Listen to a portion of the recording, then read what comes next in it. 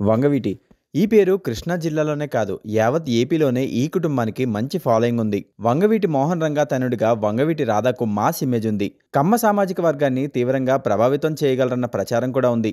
ఈ నేపథ్యంలో వంగవీటి రాధాను తిరిగి వైసీపీలో చేర్చుకునేందుకు జోరుగా చర్చలు జరుగుతున్నట్లు తెలుస్తోంది. 2 రోజుల క్రితం రాధాతో వైసీపీ ఎంపీ మిథున్ రెడ్డి భేటీ అయ్యారు.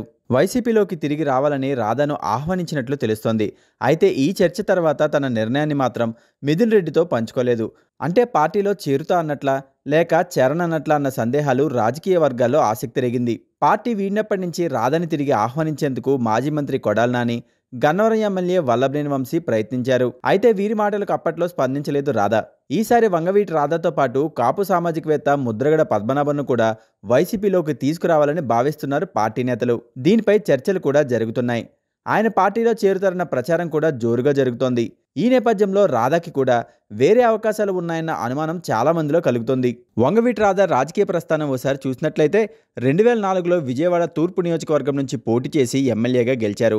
ఆ తర్వాత 2009లో చిరంజీవి స్థాపించిన ప్రజారాజ్యంలో చేరి విజయవాడ సెంట్రల్ నియోజకవర్గం నుంచి అసెంబ్లీ బరిలో దిగి ఓటమి చవిచూశారు. ఆపై వైసీపీ కండువా కప్పుకొని 2014 ఎన్నికల్లో తిరిగి తూర్పు నియోజకవర్గం నుంచే పోటీ చేశారు. అయితే టీడీపీ అభ్యర్థి బొండా ఉమామహేశ్వరరావు చేతిలో ఓడిపోయారు.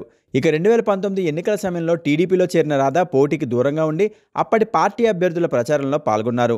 మొన్న జరిగిన లోకేష్ పాదయాత్రలో కూడా చురుగ్గా పాల్గొన్నారు. ఈయనకు కృష్ణా జిల్లాలో ఎక్కడి నుంచి పోటీ చేసినా టికెట్ ఇస్తామని హామీ ఇచ్చింది. ఇక ఒకానొక సమయంలో జనసేనలో కూడా వెళ్తారన్న వార్తలు వినిపించాయి. నాదెండ్ల మనోహర్ వంగవీటి రాధాతో చర్చలు జరిగినట్లు ప్రచారం సాగింది. అయితే తాజాగా మిథున్ రెడ్డి వెళ్లి కలవడం రాజకీయంగా కొంత ఆసక్తి నెలకొంది. ఆయన తిరిగి వైసీపీలోకి వస్తారన్న అనుమానాలు కూడా ఉన్నాయి. దీనికి కారణం వైసీపీ ఆయన్ను బయటకు పంపించలేదు. ఆయనే కావాలని వెళ్లిపోయారు. పార్టీ వీడే ముందు కూడా సీఎం జగన్ రాధాకు టీడీపీతో జాగ్రత్తగా ఉండమని సూచించారు. ఈ వార్తలు కూడా అనేక మాధ్యమాల్లో ప్రసారమయ్యాయి. పైగా గతంలో రాధాపై రెక్కి నిర్వహించారన్న ప్రచార నేపథ్యంలో కొడాలి నాని జగన్ను కలిసి రాధాకు భద్రత ఇవ్వాలని కోరారు. దీనికి గ్రీన్ సిగ్నల్ ఇచ్చిన సీఎం జగన్ గన్మ్యాన్లను ఇచ్చేందుకు సిద్ధమయ్యారు. అయితే రాధా వీటిని తిరస్కరించారు. తనకి ఎలాంటి భద్రత అవసరం లేదన్నారు. అంటే రాధా పార్టీ వీడినా ఆయన వెన్నంటే ఉంటూ మంచి చేసే కార్యక్రమాలకు వైసీపీ పూనుకుంటుంది. దీంతో పార్టీతో ఎలాంటి విభేదాలు లేవు. కేవలం చిన్నపాటి అసంతృప్తి అన్నది స్పష్టమవుతోంది. దీంతో రాధా వైసీపీలో చేరే అవకాశం ఉందని రాజకీయ వర్గాల్లో జోరుగా చర్చ జరుగుతోంది.